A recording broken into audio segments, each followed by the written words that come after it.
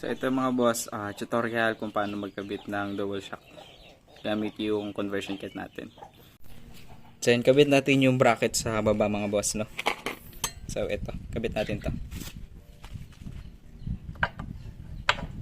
So sa pagkabit, medyo masikip yan.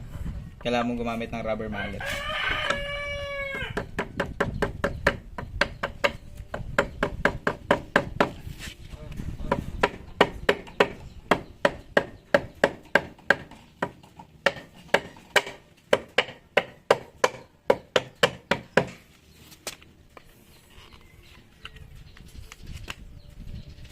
Tapos pagka may tumatamang ganyan, ang gawin nyo, hugutin nyo siya palabas, sabay pukpok.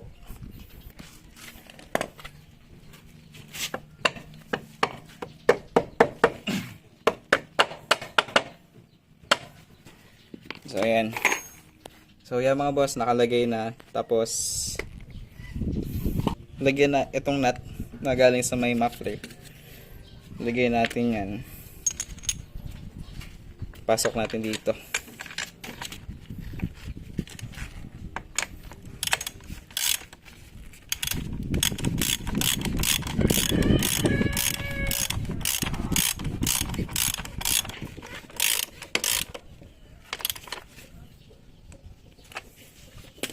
Higpitan nyo mga boss, tapos susunod na gagawin, butasan tong baba, no?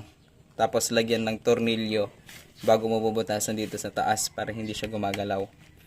So gamitin mo muna 4mm tapos 8mm na drill bit. Tapos diinan nyo dito. Itong part na to diinan nyo habang binubutas yung dito sa baba.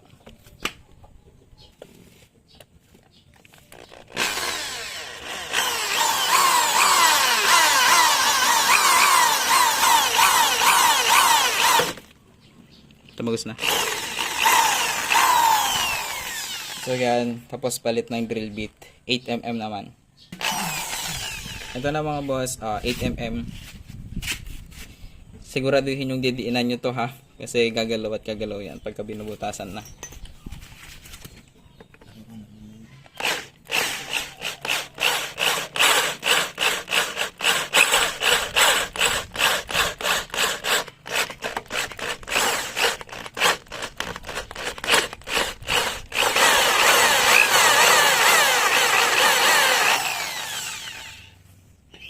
So ayan, ayan yung butas.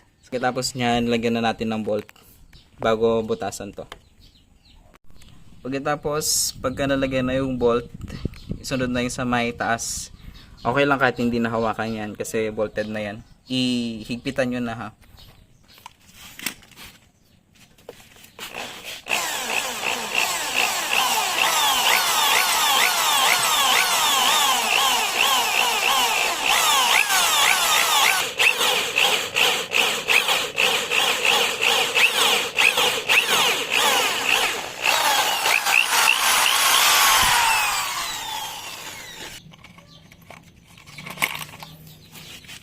Tapos, lagay nyo na yung nut tsaka bolt.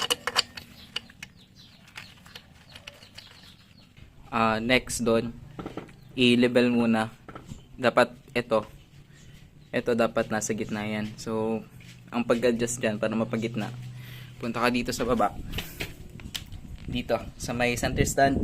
Either mag-add ka dito ng bato, basta maano lang siya. Ma-level siya dito. So yun yung gagawin natin. So ito boss, naka-level na yan. So kung ginawa lang, ito, magdadagdag ka lang dyan sa may center stand, no, para ma-level yan. Okay, sa package mga boss, kasama tong papel na to. So ang purpose nito, guide kung saan mo ilalagay yung bracket, no. So ito ilalagay ito sa may muffler side. So itong butas na to, dito yan ilalagay. Nakaganyan yan. Tapos yung nut, yung bolt sa may gas tank, ilagay nyo lang dyan. Ayun yung gamitin para panghigpit doon. So yan. Ito yung tsura niyan. Ayan siya. So, diba, ito yung bracket na gagamitin natin. So, ito, sa loob yan, no? Ito sa loob to. So, lagyan natin.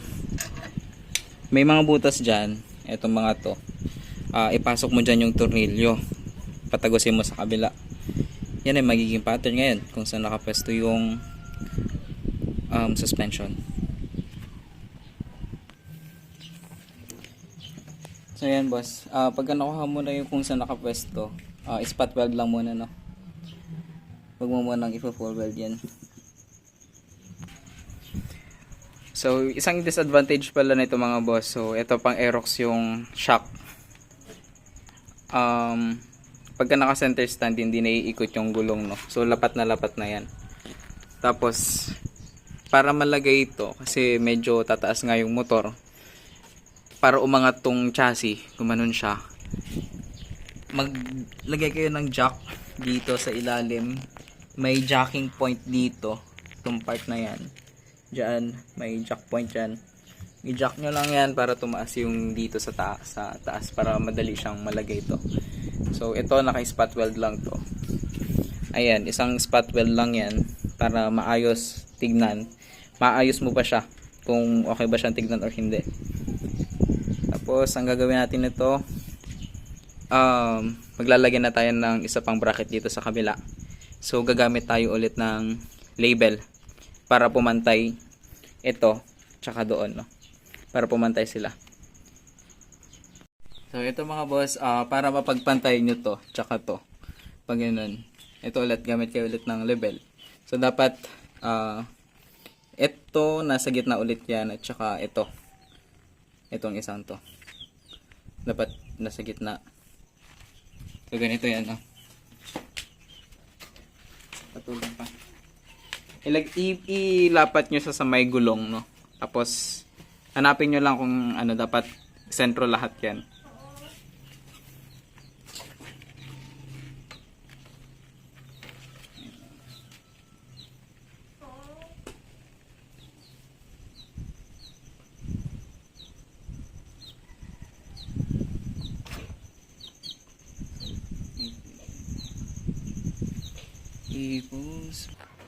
Ito mga boss, yung dulo ng spring dapat ilagay nyo yan sa ano, sa harap nyo, no?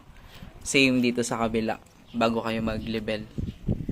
Tapos ito, check nyo, naka-level na yan.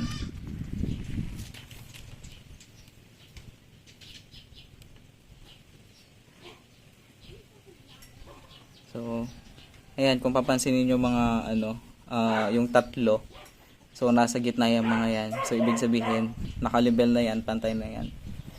Tignan nyo dito sa likod. So ayan.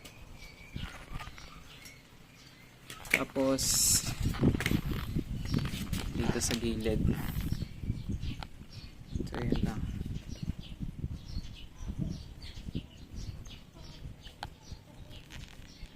So eto mga boss, spot lang muna sa mga bracket.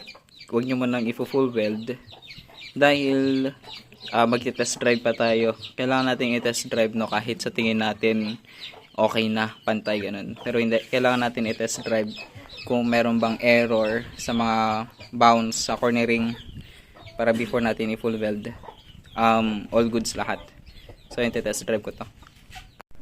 So sa test drive mga boss, kung wala kayong naging problema, pwede nyo nang i-full weld yung bracket na, no? So yan, magkabilaan yan, full weld yan dyan sa taas. Ito dito sa kabila, dyan full weld yan, tsaka dito, kaya din sa kabila. Pinturahan na lang yan ng black, tapos lahat okay na. Sa pagbubutas ng flarings boss, ganito yan. Huwag kayong nagmamadali, no, sa pagbubutas para malinis yung gawa. So yan, markahan nyo lang yan. Dapat square lang yung butas niyan para malinis tignan. So bali, markahan nyo dyan. So ito, may marka na yan. So gagawin ko, kabubutasan ko lang yan. same shape dun sa bracket. So ito mga boss, nabutasan na. So bali, ito unahin yung butasan, no. Dito, tapos isunod nyo dito sa kabila.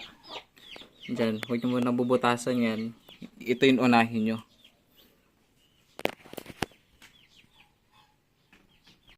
So ito mga boss, tapos na to. Ilalagay na lang yung flarings. Tapos all goods na. So ayan yung tabas sa may flarings, no. Then sa taas, ayun yung itsura. So bali, ito yung dati. Ito yung dati.